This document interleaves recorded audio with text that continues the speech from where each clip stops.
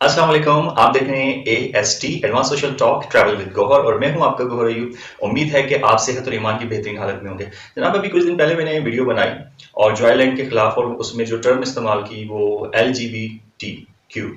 तो बहुत सारे फ्रेंड्स ने पूछा कि यार ये किस चीज़ की एब्रिविएशन है। तो मुझे पहले तो ऐसा लगा कि शायद ये मजाक कर रहे हैं और छेड़ रहे हैं, लेकिन जब फिर उन्होंने बार बार पूछा तो मुझे ख्याल आया कि क्यों ना अपनी सादा आवाम को, जो कि सादा है नहीं लेकिन बनी हुई है सादा, उन्हें इस बात से आगाह करूं कि देखें, शुतुरमुर्ग की तरह आंखें सर को रेत में दबा लेने से कुछ नहीं होगा। आपको पता है कि पूरी दुनिया के अंदर ये एक ताकतवर ऑर्गेनाइजेशन बन चुकी है और ये फंडिंग कर रही है, और स्पेशली ये टारगेट कर रही है मुस्लिम ममालिक को, और उनको भी टारगेट कर रही है। तो LGBTQ, इसके ऊपर आज हम बात करेंगे और इसका एजेंडा क्या होता है, कौन लोग होते हैं। मैं इसकी ज्यादा डिटेल नहीं दूंगा, डिस्क्रिप्शन में मैं विकिपीडिया का लिंक डाल देता हूं, आप वहां जाकर देख लीजिएगा कि लेस्बियन, गाय, बायसेक्सुअल, ट्रांसजेंडर, एनक्योर जो हैं, ये इसकी एब्रीविएशन का टोटल मुखफ़िफ बनता है। यानी कि आप सादा अल्फाज में, जो लोग ज्यादा पढ़े लिखे नहीं हैं, वो सादा अल्फाज में समझ लें कि वो सारे अफाल जो कि कौम लूत के अंदर पाए जाते थे, मर्द का मर्द से मोहब्बत करना, रोमांस करना, औरत का औरत से करना, और इस तरह की जो चीजें हैं, वो इस एक्ट के जरिए, जो कि पूरी दुनिया में, गालबन पाकिस्तान में भी लास्ट पिछले साल या इस साल बिल पेश किया गया था, और इसे बड़े ही खुफिया तरीके से पास किया गया। और ट्रांसजेंडर एक्ट, आपने नाम सुना होगा सोशल मीडिया के ऊपर, तो इसके ऊपर बड़ा शोर शराबा भी उठा, और जो उलमा कराम हैं, जो कि पार्लियामेंट के अंदर कैबिनेट का हिस्सा है, वो कहते हैं कि जी हमें तो पता ही नहीं, हमसे तो पूछा ही नहीं गया। तो जनाब, ऐसा नहीं हो सकता, इतने बेवकूफ तो कोई भी नहीं है। मैं आमतौर पर इन टॉपिक्स पर ज्यादा बात नहीं करता, लेकिन क्यों? क्योंकि मैं एक एजुकेटर हूं, और तालीम और तरबियत के हवाले से मैं बहुत सारे टॉपिक्स हैं, वो ना चाहते हुए भी उन पर बात करनी पड़ती है। तो आमतौर पर आप अपने बच्चों को जब ड्रेस लेकर देते हैं तो उसके अंदर ख्याल किया करें कि जो भी रेनबो के साइंस हैं वो इस्तेमाल ना हो। क्यों? क्योंकि ये जो रेनबो है, 7 रंग हैं, इन्हें एज अ झंडे के तौर पर ये लोग इस्तेमाल करते हैं। ठीक है, ये इनकी निशानी है कि इनके ड्रेस के अंदर इस तरह के कलर्स मौजूद होंगे। सतरंगी आप कह लेने, और ये खुद भी सतरंगी हैं। इन्हें बस दुनिया की जो अयाशी है वो अजीज है, और बाकी आप इन ड्रेसेस के जरिए इन्हें पहचान सकते हैं, या इनकी जो डीपीज हैं जो सोशल मीडिया पे लगी होती है, वो अगर किसी की इस तरह की रेनबो वाली है तो आप समझ जाएं कि गड़बड़ है। और पार्क्स में ये जब चलते फिरते हैं तो उस वक्त भी ये साइन इस्तेमाल करते हैं। ठीक है, क्रॉस फिंगर्स के साइन इस्तेमाल करते हैं एक दूसरे को साइन देने के लिए। अब आप सोचेंगे कि मुझे ये सब कुछ कैसे मालूम हुआ, तो जाहिर है कि मैं कराची में पला बड़ा हूं, वहां पर मैंने कॉलेज लाइफ देखी, यूनिवर्सिटी लाइफ देखी, उससे पहले स्कूल लाइफ देखी, और जिन एरियाज में मैं रहता रहा हूं, घूमता फिरता रहा हूं, तो आपको क्या लगता है कि आप में से किसी को ये बात पता नहीं है कि क्या हो रहा है पाकिस्तान के अंदर? या आप इतने जो है वो सादे हैं कि जो कुछ हो रहा है और आपको लग रहा है कि आपकी जिम्मेदारी नहीं है, इस पर बात नहीं की जा सकती? अपने बच्चों पर नजर रखना आपकी जिम्मेदारी है। तो मैं इस एक्ट के ऊपर तो कुछ नहीं कर सकता ना, मैं इस एक्ट को की मुखालफत कर सकता हूं, जो कि मैं सोशल मीडिया पे आके कर रहा हूं, और मैं बारहा कर चुका हूं।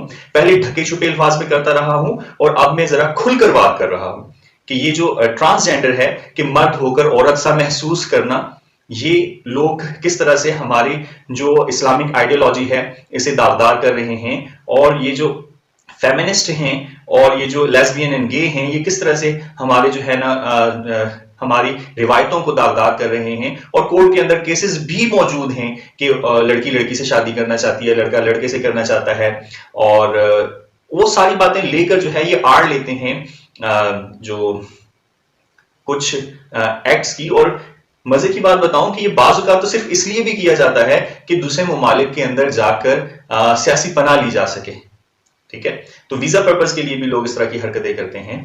तो आज की जो हमारी गुफ्तगू है वो इसके ऊपर है कि मुखालफत, बाइकॉट और इनकी पहचान। देखें, सबसे पहले तो मेरी ये जिम्मेदारी बनती है कि मैं अपने घर के ऊपर नजर रखूं, मैं अपने बच्चों के ऊपर, अपने बहन भाइयों पे नजर रखूं, उनके सोशल मीडिया पे नजर रखूं, उनके मिलने जुलने वालों के ऊपर नजर रखूं, और देखूं कि वो किन लोगों से मिल रहे हैं और किस किस्म का जो सोशल मटेरियल है वो कंज्यूम कर रहे हैं।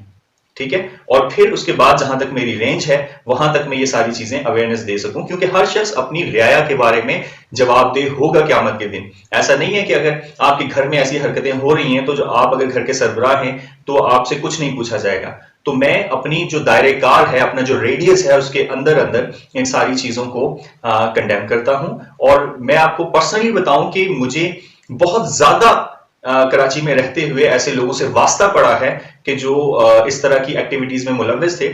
और मुझे एक बार रीजन, मुझे तो शुरू में नहीं पता था कि ये क्या सिलसिला है क्या नहीं। तो मेरा एक ट्राउजर था, उस ट्राउजर के ऊपर एक नीचे स्ट्रिप लगी हुई थी टांग के ऊपर, जिसके ऊपर 7 रेनबो कलर्स थे।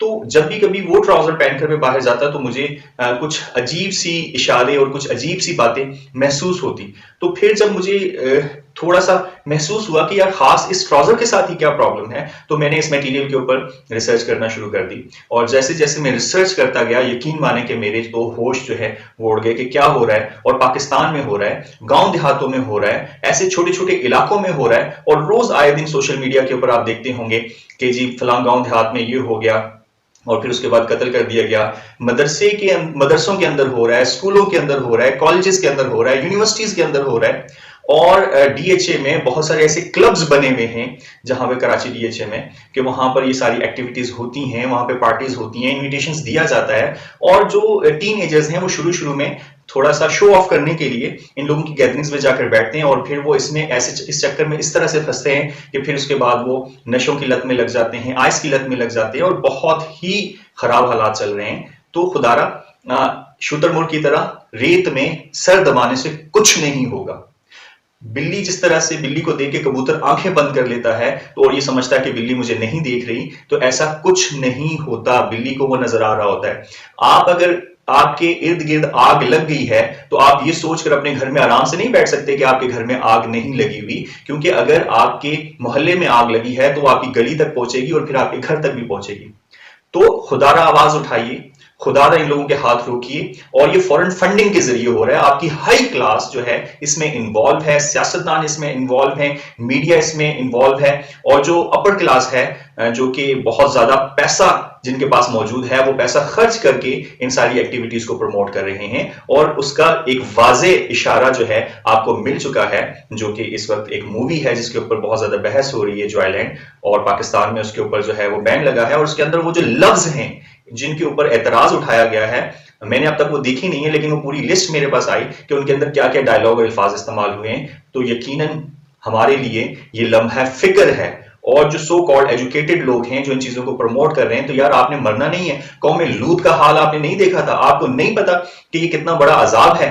और अगर आप लोग ये समझते हैं कि इस काम को सिर्फ बुरा समझकर आप जो बैठ जाएंगे, अपने इर्द गिर्द नजर नहीं रखेंगे, उन लोगों पर नजर नहीं रखेंगे जो कि आपके दायरे कार में आते हैं, तो फिर उनकी बिगड़ने का और उनकी गलत कार्यों का जवाब जो कि आपकी राया के अंदर आते हैं आपको देना पड़ेगा। अगर आप बड़े भाई हैं तो आपके छोटे बहन भाइयों का आपसे सवाल होगा। अगर बाप हैं तो आपकी औलाद का, आपके घराने का सवाल होगा। अगर आप एक उस्ताद हैं तो आपके बच्चों का आपसे सवाल होगा। अगर आप एक फैक्ट्री के मालिक हैं तो फैक्ट्री की जो रियाया है उनके अमाल का भी आपसे सवाल जरूर होगा। हर वो शख्स जो कि कुदरत रखता है कुछ लोगों को समझाने बुझाने की, और अगर वो अजान नहीं देता, वो लोगों को बुलाता नहीं है और बुराई से मना नहीं करता, बल्कि खामोश हो जाता है, तो ये खामोशी उस जुर्म के अंदर शमूलियत समझी जाएगी और उससे जवाब मांगा जाएगा, उससे बाज़पुरस की जाएगी। तो खुदारा इस मुल्क को मजीद तबाह होने से रोकिए, अपने माशरे को मजीद तबाह होने से रोकिए, अपने सोशल सिस्टम को तबाह होने से रोकिए, और सबसे बढ़कर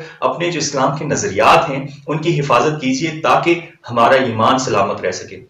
इस दुआ के साथ कि आप जहां कहीं हैं, आप ये जो 7 रंगों वाले फ्लैग को कंडेम करेंगे और बाइकआउट करेंगे, अपनी डीपीज लगाएंगे बाइकआउट की, और इसके ऊपर जिस तरह से मैंने अपने साथ यहां पर अभी लगाई हुई है, और आप इसके ऊपर बात करेंगे और इन लोगों के हाथ रोकेंगे, वरना कल ये हमारे गिरबानों तक पहुंच जाएंगे। इस दुआ के साथ कि आप जहां कहीं रहें, आपकी सेहत और ईमान को अल्लाह सलामत रखे।